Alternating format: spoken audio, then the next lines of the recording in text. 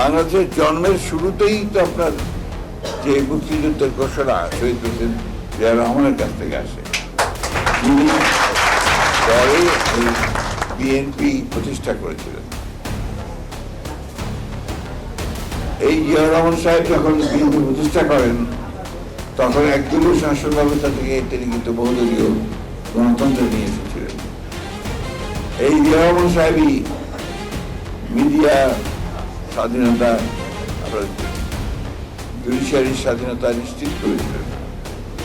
এই জিয়া রহমান সাহেব কিন্তু অর্থনীতিতে মুক্ত বাজার অর্থনীতির প্রবর্তন করেছিলেন এবং যার ফলে আমরা একটা পরিবর্তন অতি দ্রুত দেখতে পেয়েছি।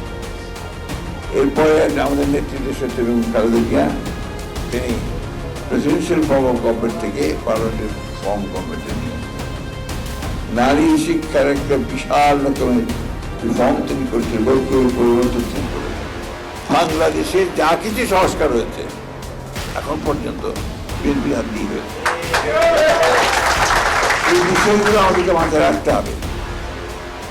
আর দুর্ভাগ্যজনকভাবে কতগুলো রাজনৈতিক দল তারা মিথ্যা প্রচারণা, ভুল প্রচারণা করে বিএনপিকে হেয় প্রতিপন্ন করতে চায়।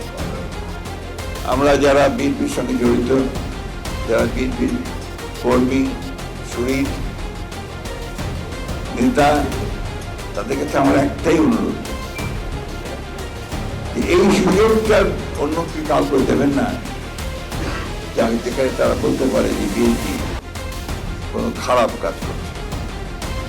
এটা খুব জরুরি। আপনারা মনে করবেন না যে আপনারা ক্ষমতায় চলে এসেছেন, অনেকে মনে করছে বলে ওই দুর্বৃত্তায়নগুলোকে তারা নিয়ন্ত্রণ করতে পারছেন না। এখনো আপনারা ক্ষমতায় কাছেও আসেননি।